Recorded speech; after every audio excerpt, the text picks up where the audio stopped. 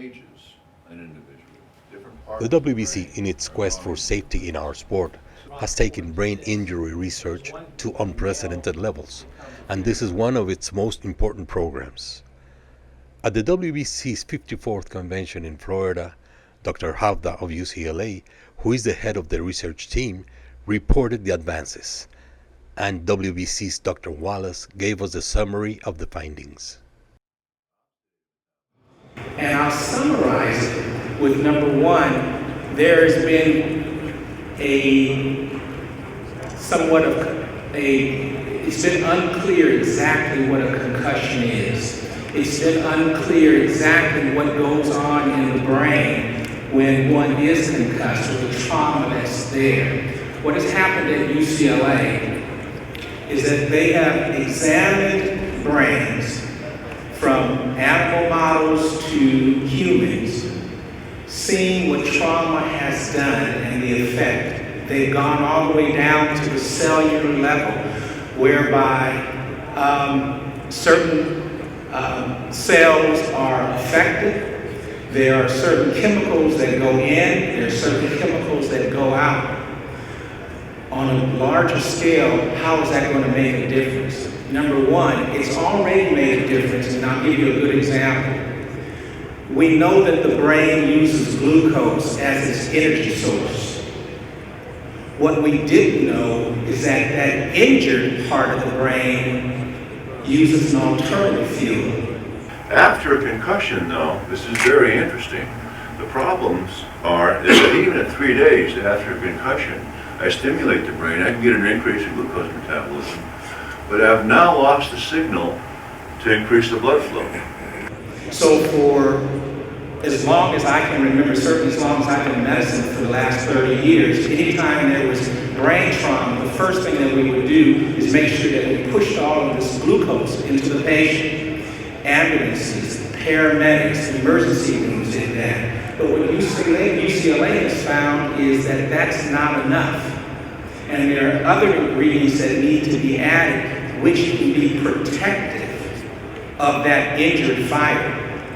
The next step, of course, would be, is there something that we could do prior to a fight? Is there some diet, or is there some type of chemical drink that a fighter could use that would be protective? And that's the next part that they are looking into. I think the small steps, which it may seem in dealing on a cellular level, are actually huge scientific steps that literally has never been seen before. And the work that we're doing with UCLA, the SMART program, is unique. There certainly isn't any other organization that has either the concern or put their money where their mouth was with regards to brain injury. So as the continuing relationship goes, we're looking at greater and greater opportunities to find out what the problem is, perhaps how we can prevent it, but even more important for right now, how you can treat those fighters, whether they be, and understand that concussion is from when you bump your head until somebody's actually unconscious on the floor. All of those things are being looked at and are being addressed there at UCLA. Just to give a non-medical point of view, this glucose drink, which could eventually become a protective aid to the fighters before the event, would be something compared to electrolytes that are taken to replenish and to help hydration. That's the way I understand it, correct? That would be a goal, but there's nothing on the market at this point in time that would be sufficient. Correct. That is the goal. That is the goal. And just to reiterate what you say, this small step that is being taken is the same step that in the 1980s the WBC with UCLA took in brain research, which led to what the NFL and which led to what today is being used in the armed forces as studies that came from this small study that became now used in every emergency room, in hospitals, and any other sports? Absolutely. We started. And we started with a lot less money and participants and even injury than these other sports, and certainly with regard to the military.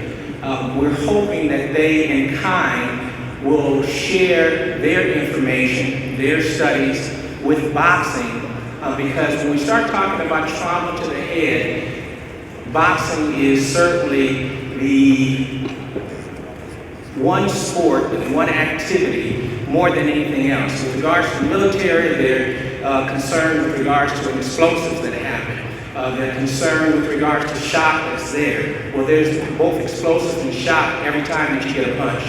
So the relationship that we have in building partnerships with both the militaries around the world that are looking for that in health and with the UCLA, I think that we're going to take some large steps rather than small steps in the next few years.